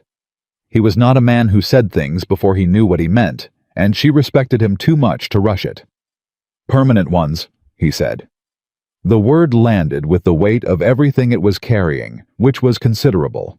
Elena set down her pen. She looked at him, at this man who had offered her a fair wage and a clear contract, and who had never once looked at her like she was less than exactly what she was, who had trusted her with his house, and his books, and his legal crisis, and his broken relationship with his brother, and the particular midnight honesty of 2 people sitting across a desk when there was no reason left to perform. She thought about the train platform and the envelope she hadn't picked up. She thought about $11.40 and a gate with an iron H. She thought about what it felt like to be in a place where she was not managing someone else's low expectations of her, but simply being. "I'd want the terms in writing," she said. Something moved across Wyatt's face, something that had been held very carefully for a very long time. "Obviously," he said, "and I keep my stake in the north section regardless of any other arrangement." "Obviously," he said again, and this time there was warmth in it. "And I want it stated plainly." Elena said that I'm here because I choose to be, not because the circumstances left me here, not because the contract ran out and it was easier to stay, because I choose it. Wyatt looked at her across the table with the full, unguarded weight of everything he hadn't said in 3 months. "So do I," he said. "Choose it." Outside, the Wyoming wind moved across the roof. The lamp burned steadily. In the north pasture, 60 acres of working land sat under a sky full of stars, water running clean through the ground beneath it, documented and defended and no longer anyone's to take. And inside a kitchen that had started as a job and become a home, 2 people sat across a table and let a thing be named that had been true for longer than either of them had admitted. It wasn't a declaration. It wasn't a proposal. It was something more honest than both 2 people who had earned each other plainly and without performance saying so. Cord would find out in the morning and make a noise like a man who'd bet on the right horse. Billy would nod with the composure of someone who'd seen it coming from the second week. Harlan would say nothing and go out to the north section and spend an extra hour on work that didn't need an extra hour because Harlan expressed things through labor and he had quite a lot to express. But tonight, none of that had happened yet. Tonight, there was just the lamp and the ledger and 2 cups of cold tea nobody had touched, and Wyatt Hale and Elena Brooks looking at each other across a kitchen table in Red Hollow, Wyoming, with the whole winter still ahead of them, and not a single reason left to be careful. The word permanent sat between them for 3 days, without either of them touching it directly. That was fine. Elena understood that some things needed time to settle the way good dough needs time to rise. You couldn't rush it without ruining it, and Wyatt Hale was not a man who said things he didn't mean, which meant that when he'd said it, he'd meant it completely. And completely meant things required space to become real. She gave him the space. She gave herself the space too, because she was honest enough to admit that the word had landed in her own chest with a weight she was still learning the dimensions of. In the meantime, there was work. There was always work, and Elena had long understood that work was not the enemy of feeling, but its most reliable companion, the thing that kept you present and functional while the larger things arranged themselves. The north section water infrastructure was 60% complete. The new posts were in on the east line.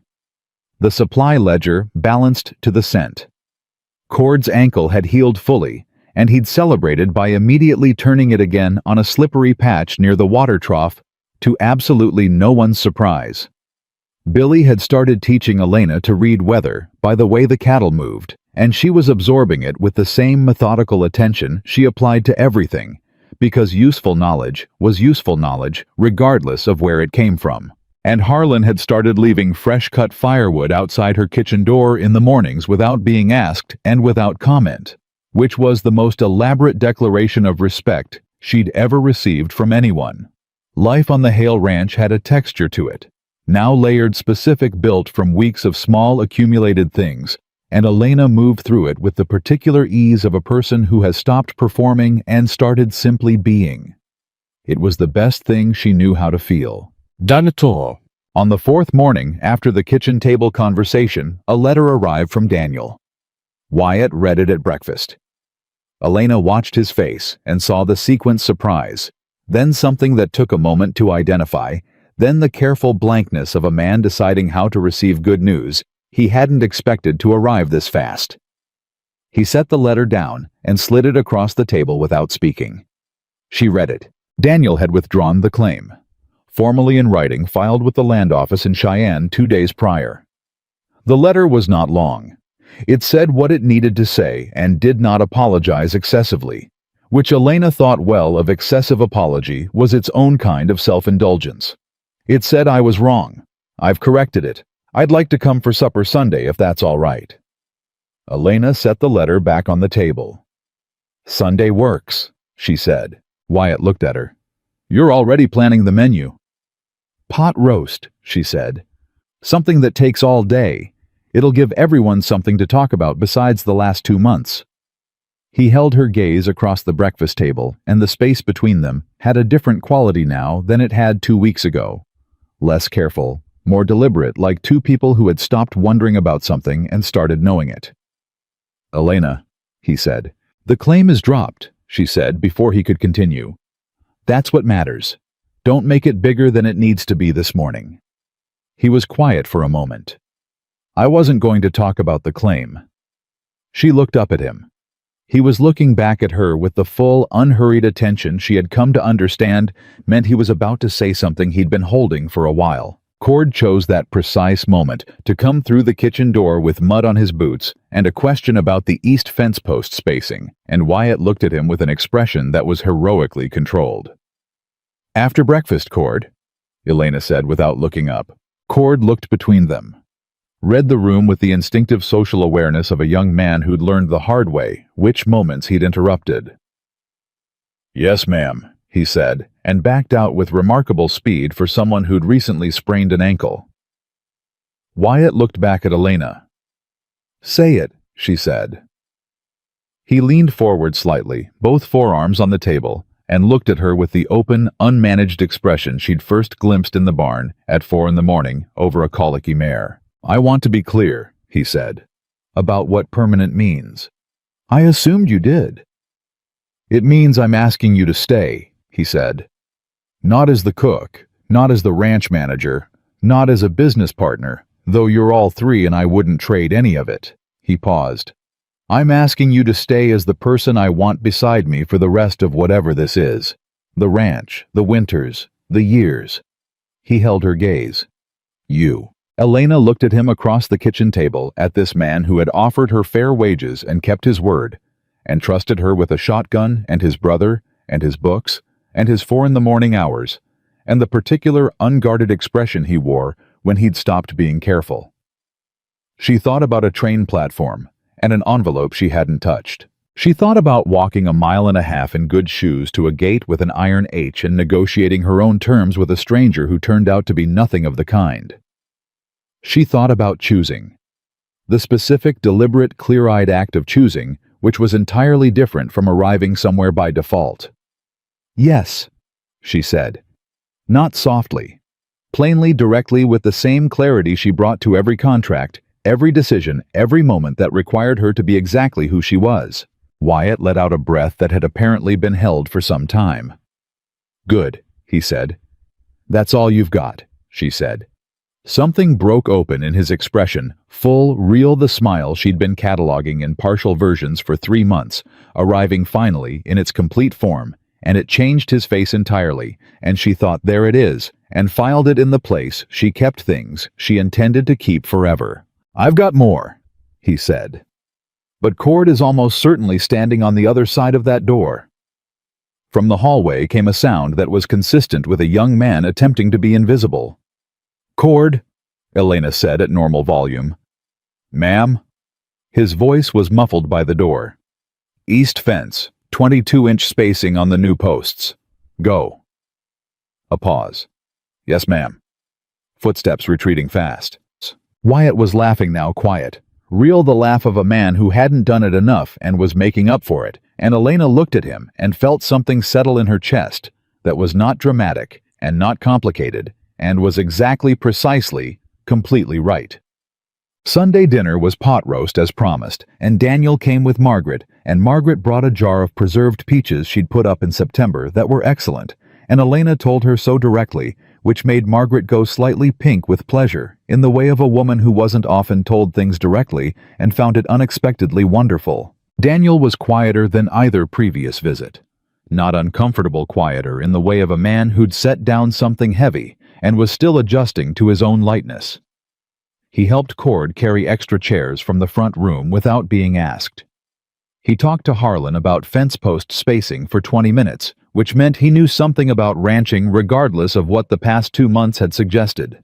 He called Elena Miss Brooks, and she let it stand for now because there would be time for other things. After supper, Wyatt and Daniel went to the study.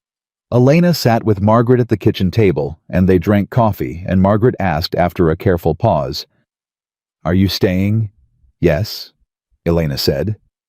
Margaret looked at her coffee cup. "I'm glad." She said it with the particular quiet of a woman who meant it completely. He's better than what he did. I need you to know that." "I do know that," Elena said. "That's why he was worth talking to." Margaret looked up at her. "Most people wouldn't have bothered." "Most people don't understand that bothering is what makes the difference," Elena said simply. They sat together in the kitchen that smelled of pot roast and coffee, and the particular warmth of a house that had been cold for a long time, and was learning to be otherwise. And outside the window, Wyoming was doing what Wyoming did, enormous and indifferent and secretly stubbornly beautiful. And inside, there were 6 people around tables and in studies rebuilding things that had been broken, and the rebuilding was slow and imperfect and real. The trouble when it came from a direction Elena hadn't fully calculated. She'd been watching for Decker. They all had the withdrawn claim had removed his legal mechanism, but Decker was not a man who accepted a closed door as a permanent condition, and she'd kept her alertness sharpened, without making it the center of every day, the way you keep one ear open in a house where a child might need you. What she hadn't been watching for was the county assessor. The notice arrived on a Wednesday, a formal reassessment of the North Section's taxable value filed by the county office, effective the following quarter. The assessed value had been recalculated upward by 60%, citing recent infrastructure improvements. Elena read it twice. Then she looked at the filing date. Then she looked at the name of the deputy assessor who'd signed it. She knew that name. She'd seen it in the county land records Wyatt had pulled together for the Cheyenne lawyer. The deputy assessor had been a witness on 2 of Decker's property acquisitions in the valley. She set the notice on Wyatt's desk and went to find him. "He can't touch the land," she said when Wyatt had read it. "So he's going after the cost of holding it." Wyatt's jaw was set. A 60% reassessment means the quarterly tax bill doubles, maybe more. "I know. If the infrastructure improvements triggered it legitimately." "They didn't," Elena said. "The improvements aren't complete. You can't assess value on unfinished infrastructure. That's not how it works." She'd checked. "And the deputy assessor who signed this has his name on 2 Decker property transactions from last year, which is a conflict of interest that should disqualify him from touching anything adjacent to this dispute." Wyatt looked at her. "You already looked all of this up." "I read the notice 20 minutes ago," Elena said. "Cord can have a letter to the Cheyenne lawyer by tonight if we write it now." He stood up from the desk. He came around it and stopped in front of her, close, deliberate, and looked at her with an expression that was not the carefully managed attention of the early weeks, but the open, certain regard of a man who had stopped needing to be careful and was simply present. "Write the letter," he said. "I'm writing the letter," she said. "But Wyatt," she paused. "This is Decker's last move. He's used his legal mechanism, and it's gone. He's used his intermediary, and that's gone. Now he's using bureaucratic pressure because it's what he has left." She looked at him directly. "This one is a nuisance. It's not a threat. It feels like a threat. It's supposed to. That's the point." She held his gaze. "We're going to be fine." He looked at her for a moment. "You sound certain." "I am certain," she said. "We have documentation, a clear conflict of interest, and a lawyer who has been doing nothing for 6 weeks except winning." She tilted her head slightly. "And we have each other, which counts for more than you might think in a fight." Something moved across his face, warm, deep, entirely unhurried. "Write the letter," he said again softly. She wrote it. The Cheyenne lawyer's response was faster than any of his previous communications, which told her the conflict of interest finding had sharpened his attention considerably. The reassessment was challenged formally within the week. The deputy assessor recused himself from the matter 48 hours after the challenge was filed, citing in language that was almost artful in its vagueness a potential appearance of impropriety. The reassessment was returned to the standard valuation. Decker made no further moves. Not that week. Not the week after. On a Friday 3 weeks later, Wyatt heard through Garfield at the land office that Decker had purchased a water access parcel 40 miles north outside the valley entirely. He was moving his land acquisition plan to a different corridor. Red Hollow was off his map. Elena received this information at the kitchen table where she was writing the spring planting schedule. She put her pen down and sat quietly for a moment with the particular feeling of a fight ending. Not dramatic, not triumphant, just the clean, solid feeling of a thing resolved. "It's done," Wyatt said. "It's done," she confirmed. Cord, who had been pretending to sharpen a knife near the window for the last 10 minutes, said, "Does this mean we can stop checking the fence line every single morning?" "You can check it every other morning," Elena said. He slumped with theatrical relief. Billy laughed. Harlan went outside without comment, but there was a lightness to his walk that hadn't been there since October. Wyatt sat down across from Elena and looked at the spring planting schedule she'd been working on. He turned it around so he could read it. He read it for a long moment. "You've planned for expanded acreage in the north section," he said. "Spring's the right time," she said. "The infrastructure will be complete by March. We can bring in twice the yield if we start early." He looked at the numbers, looked at her. "This is going to work." "It's already working," she said. "We're just getting to the part where it's obvious." The proposal happened on a Tuesday, not a special Tuesday, not a Tuesday she'd planned for or seen coming with particular clarity. Just a regular working Tuesday in January, when the temperature had dropped overnight and the fire needed more wood, and she was standing at the kitchen stove with her back to the room when Wyatt came in from the cold and stood behind her in a way that had a different quality than simply entering a room. She turned around. He was holding a ring. Small plain gold, the kind of ring that didn't apologize for itself or try to be more than it was.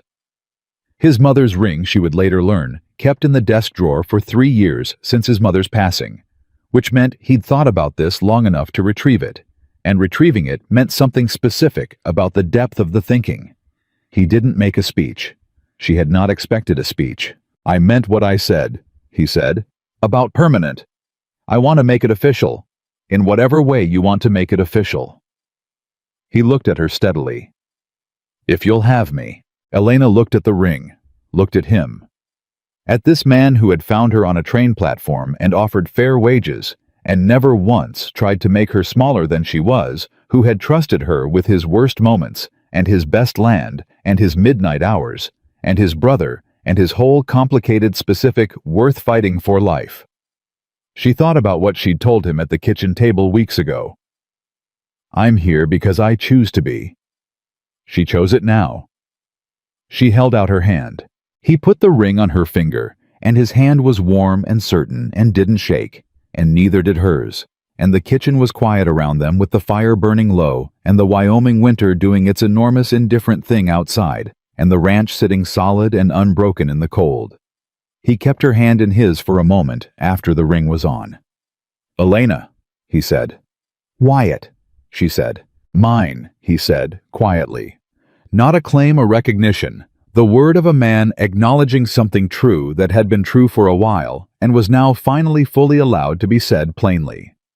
She looked at him, at the open, certain, completely unguarded face of a man who had stopped being careful and was simply entirely present, and she felt the word land in her chest and stay there warm and exact and right in every specific way it was possible for a right thing to feel. "Mine," she said back.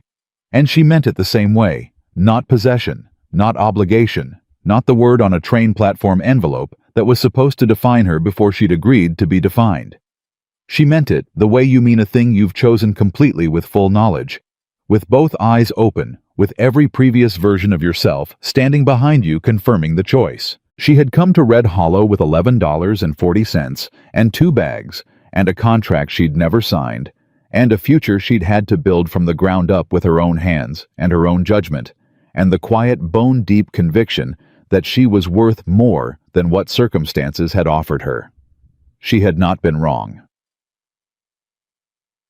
They were married in the spring on a Saturday with the north section fully operational behind them and the creek running clear through the property, and 60 acres of working land producing exactly what Elena's spring planting schedule had predicted it would produce, because she was right about most things she turned her attention to, and the land was no exception.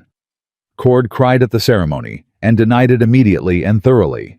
Billy shook Wyatt's hand with both of his and then shook Elena's the same way, which was the most formal and sincere thing she'd ever seen Billy do, and she was grateful for it.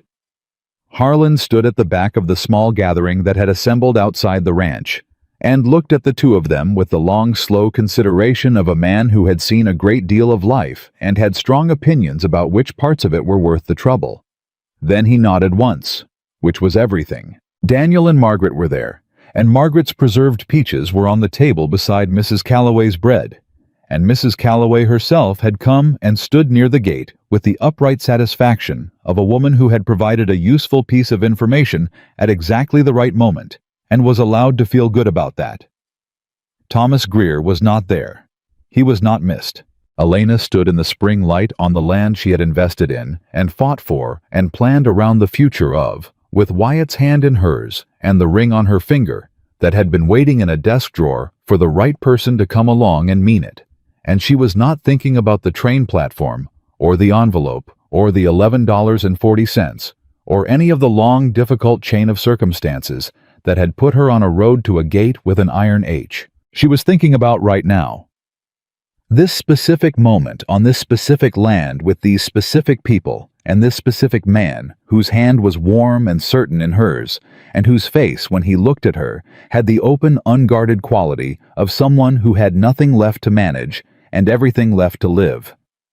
She had not come to Red Hollow looking for this. She had come looking for a life. She'd built one instead from scratch with her own hands and her own terms, the way her mother had taught her, and the way she'd always known quietly and without drama was the only way a thing worth having could be built. And it was hers, completely deliberately, irrevocably hers. The land, the ranch, the work, the hands who had become something closer to family than employees. The Wyoming sky enormous and demanding and occasionally magnificent. The kitchen that smelled of biscuits and coffee and whatever the season required. And the man beside her choosing certain. Elena Brooks Hale stood in the spring light and looked at everything she had made and let herself know plainly and without qualification that she had earned every inch of it. Some women wait to be chosen. Elena had chosen first herself. Her worth, her life, her love, and everything that followed had been the world simply catching up to what she already knew. That was not the end of anything. That was exactly where it all begins.